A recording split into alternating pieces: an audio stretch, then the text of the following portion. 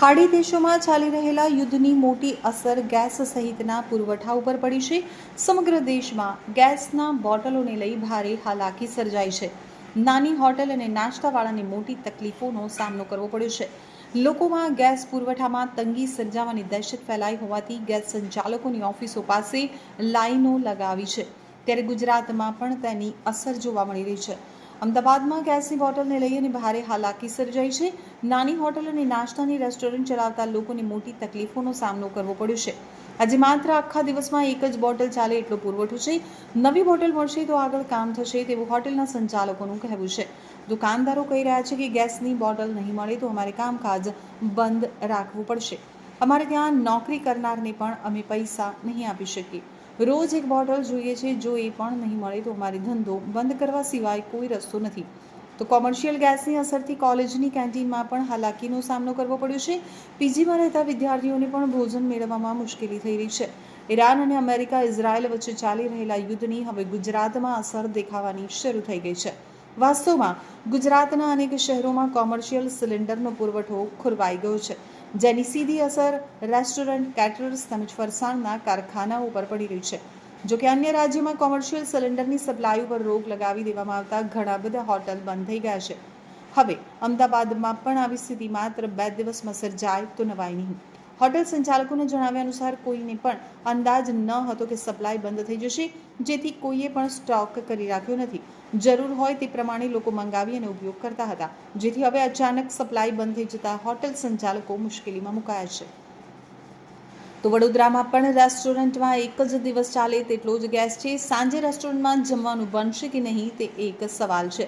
Vadodara station વિસ્તારમાં 25 જેટલી હોટલો આવેલી છે, જ્યાં આજે એક જ દિવસ ચાલે તેટલો ગેસનો જથ્થો છે।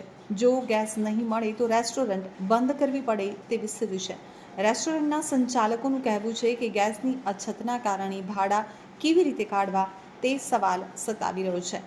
બેરોજગારીમાં વધારો થશે, બ્લેકમાં પણ બોટલ મળતી નથી। સરકારે સમસ્યાનું સમાધાન લાવવું જોઈએ।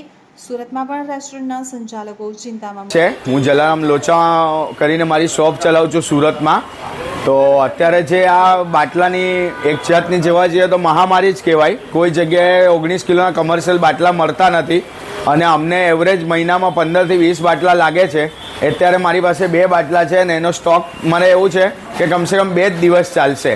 તો આ તકલીફ એવી ઊભી થઈ છે કે અમે ધંધો બી નથી કરી શકતા અને ઓલરેડી આ જે યુદ્ધ ને બધું ચાલે છે મહામારી બાટલાની, તો 3-4 દિવસથી અમારો ધંધો બી 45 થી 50% આવી ગયો છે ને આગળ જતાં આમ જ ચાલતું રહ્યું તો કાં તો અમારે શોપ બંધ કરવી પડે કાં ધંધો બંધ કરવો પડશે।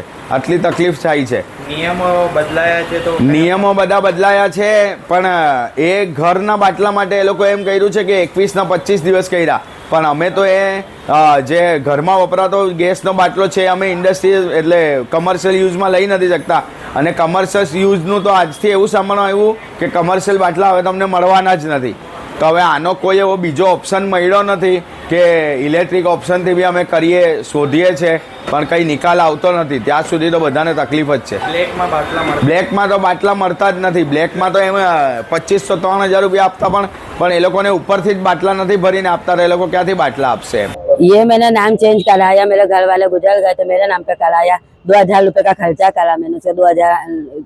तो फिर बोले बाटला नोंधा गया, 8 दिन हुआ जी बाटला आया नहीं। घर पे से भी फोन करते तो यहाँ पे उचकते नहीं हैंगे, तो बाटला नोंधाता नहीं हमारा, तो उसकी प्रॉब्लम है हमारे को। इस तरह की परेशानी हो रही है। हाँ, तो बाटला नहीं है तो हमारे को खाना बनाने में हर एक रमजान महीना चलता है तो सभी चीज की एक ही बाटला है मेरा चोपड़ी के ऊपर, तो इसके लिए तो मेरे को परेशानी होती है। तो फोन उठाते नहीं, हमें बाटला नोंधाता नहीं हमारा। पहले रेगुलर आता था बाटला? हाँ, पहले बराबर आता था। अभी 8-1 दिन से तकलीफ है बस। अभी मिले तो क्या बोले? अभी यहाँ सब लाइन में खड़े थे, आगे जाने नहीं देते, बोलते लाइन में खड़े रहो, आगे जाके बात करेंगे तो खबर पड़ेगी क्या बोलते। ધનસુખભાઈ તુલસીભાઈ ગોદાણી મારું નામ છે। મારા બાટલો લખાવવા માટે હું અહીંયા આવ્યો છું। ઓનલાઈન બાટલો બુક નહોતો તો એ માટે આવ્યો છું, બરાબર। આપણે અત્યારે ત્યાંથી મારે લગભગ 15 કિલોમીટર આજુબાજુ થાય છે। ત્યાંથી હું અહીંયા અત્યારે આવ્યો છું, બાટલો લખાતો નથી એટલે એ માટે આવ્યો છું। નિયમમાં ફેરફારમાં એમ કીધું છે કે ભાઈ તમારો 2 દિવસ પછી પાછો ઓનલાઈન બુક ચાલુ થઈ જશે। અત્યારે તમારું બુકિંગ કરાવ્યું? હા। બાટલાને લઈને અહીં કેવી રીતની આખી લાઈનો લાગે છે? નહીં, લાઈન તો છે અત્યારે, પણ એ તો હવે આ કઈ રીતે બધું બંધ થયું છે એ કે આપણને કઈ કોઈ ખબર નથી પડી. યુદ્ધ ચાલુ રહીને હેરાન કરે છે.